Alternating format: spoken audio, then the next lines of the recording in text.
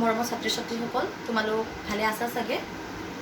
আজি মই তোমালোকৰ বাবে এটা খুব প্ৰয়োজনীয় গুৰুত্বপূৰ্ণ বিষয় লৈ আহিছোঁ। সেইটো হৈছে স্বৰচিহ্ন।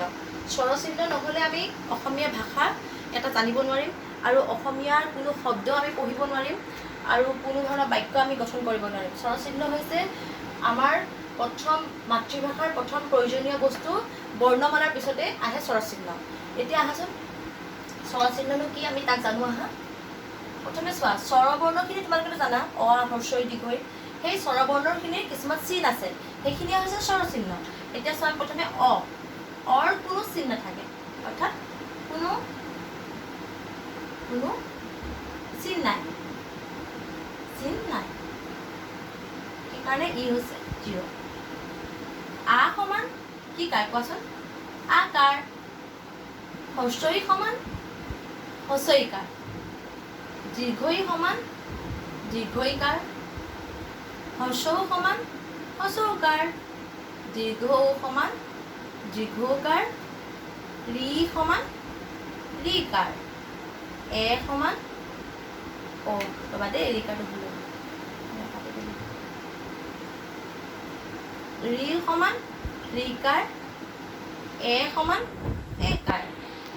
ঐ সমান ঐকাৰ। উ সমান উকাৰ। আৰু ঔ সমান ঔকাৰ। এতিয়া চোৱা, আমি ব্যঞ্জন বৰ্ণৰ লগত ব্যঞ্জন বৰ্ণৰ প্ৰথম বৰ্ণ হৈছে ক। কৰ লগত আমি এই মাত্ৰাসমূহ লগ লগাই যাম। এতিয়া চোৱা, ক যোগ আকাৰ সমান কি হ'ব?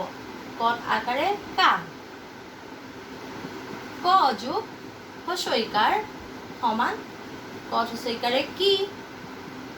ক যোগ দীৰ্ঘ ইকাৰ সমান কত দীৰ্ঘ ইকাৰে কি। ক যোগ হ্ৰস্ব উকাৰ সমান কত হ্ৰস্ব উকাৰে কু। ক যোগ দীৰ্ঘ উকাৰ সমান কত দীৰ্ঘ উকাৰে কু। ক যোগ ঋ ইকাৰ সমান কত ঋকাৰে কৃ। ক যোগ এ কাৰ সমান কত একাৰে কে। ক যোগ ঐ ইকাৰ সমান কত ঐকাৰে কৈ। ক যোগ উকাৰ সমান কত উকাৰে কু।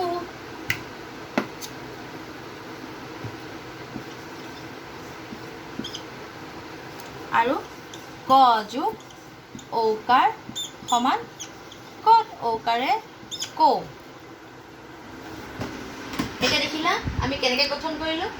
কত একাৰে কা, কত হ্ৰস্ব ইকাৰে কি, কত দীৰ্ঘ ইকাৰে কি, কত হ্ৰস্ব উকাৰে কু, কত দীৰ্ঘ উকাৰে কু, কত ঋকাৰে কৃ, কত একাৰে কে, কত ঐকাৰে কৈ, কত উকাৰে কু, কত ঔকাৰে কৌ। এতিয়া আমি এই বৰ্ণসমূহ লগাই আমি কি কৰিম? একোটা শব্দ গঠন কৰো বলা। অত কোনো মাত্ৰা নাথাকে কৈছিলো নহয়, এইটোত ক। ক লগাই কি শব্দ আমি গঠন কৰিম? কল। এটা শব্দ গঠন কৰিছো। কাঠ। কিতাপ। কত দীৰ্ঘ ইকাৰে কি লগাই কীট। কত দীৰ্ঘ ইকাৰে কু লগাই কুলি।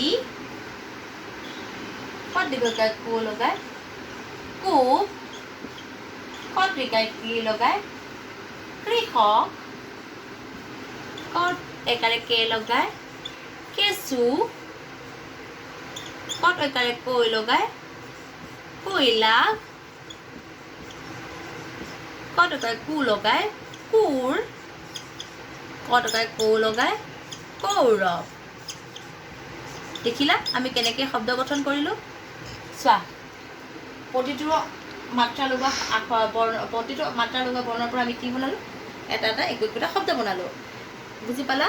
এতিয়া তোমালোকে এইখিনি মই যেনেকে এটা শব্দ বনাই দিছো, তোমালোকে মোক আন এটা বেলেগ শব্দ, ইয়াত থকা শব্দবোৰ ৰিপিট হ'ব নোৱাৰিব। এইখিনি শব্দ তোমালোকে পুনৰ লিখিব নোৱাৰিবা। নতুন শব্দ এটা বনাই তোমালোকৰ গৃহ কৰ্ম কৰি মোক জনাবা।